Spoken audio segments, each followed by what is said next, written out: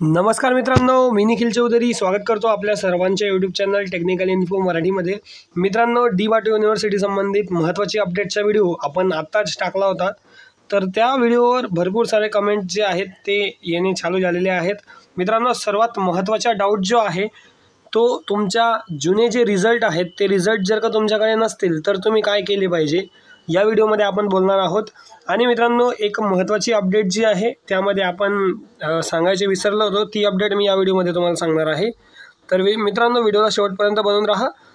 आपण जर चॅनलवर नवीन असाल तर चॅनलला सबस्क्राइब करा, व्हिडिओ आवडल्यास व्हिडिओला लाईक करा, जास्तीत जास्त विद्यार्थ्यांपर्यंत शेअर करा, काही प्रश्न असल्यास कमेंट करा। तर चला मित्रांनो, व्हिडिओला स्टार्ट करूयात।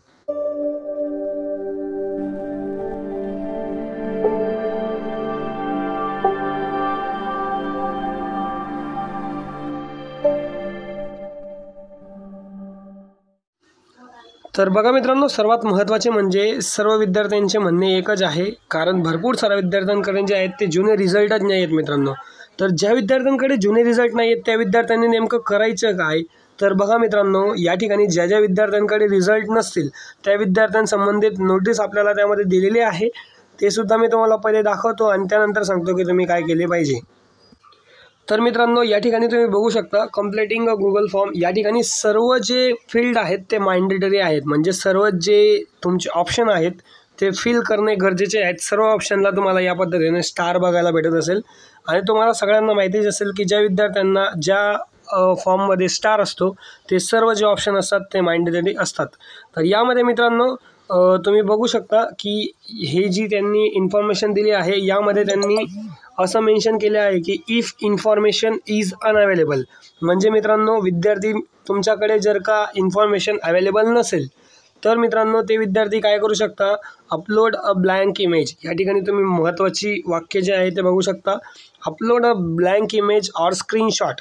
या ठिकाणी तुम्ही एक कागद घ्यायचा आहे किंवा ब्लँक पेजचे जे आहे मोबाईलमध्ये स्क्रीनशॉट घ्यायचा आहे आणि तो स्क्रीनशॉट तुम्ही अपलोड करायचा आहे। आणि त्या ठिकाणी अपलोड केल्या तुम्हाला त्या ठिकाणी लिहायला जो CGPA दिसत आहे त्या ठिकाणी तुम्हाला provide a brief explanation in a corresponding field, त्या फील्डमध्ये जे आहे तुम्हाला ब्रीफ एक्सप्लेनेशन देणे गरजेचे आहे की तुमच्याकडे ती इन्फॉर्मेशन का बरं अवेलेबल नाही आहे। तर बघा मित्रांनो, ज्या विद्यार्थ्यांकडे इन्फॉर्मेशन अवेलेबल नाही आहे ते विद्यार्थी हे सुद्धा करू शकता, बट फर्स्ट प्रायोरिटी जी आहे ती तुम्हाला रिझल्टला द्यायची आहे।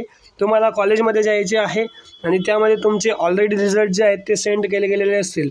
आणि हे ऑप्शन कोणासाठी आहे? ज्या विद्यार्थ्यांकडे रिझल्ट नसतील किंवा ज्या विद्यार्थ्यांचे रिझल्ट जे आहेत ते पेंडिंग आहे मित्रांनो।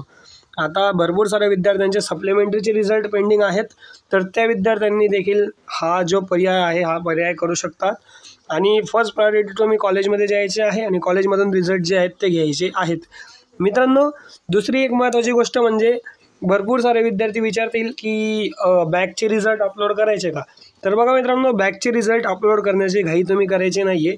या ठिकाणी जे तुम्ही रिसेंटली पासआउट आहेत, म्हणजे समजा काही विद्यार्थी सप्लिमेंटरीमध्ये निघले असतील, काही विद्यार्थी रिचेकिंगमध्ये निघले असतील, तर जे रिसेंटली पासआउट आहेत त्या विद्यार्थ्यांनी तेच रिझल्ट जे आहे ते अपलोड करायचे आहेत। तर तेच रिझल्ट तुम्ही अपलोड करायचे आहेत मित्रांनो। तुम्ही रिझल्ट जे आहेत ते कॉलेजमधून घेऊ शकतात। तर मित्रांनो, ही महत्त्वाची इन्फॉर्मेशन तुम्हाला आजच्या व्हिडिओमध्ये द्यायची होती।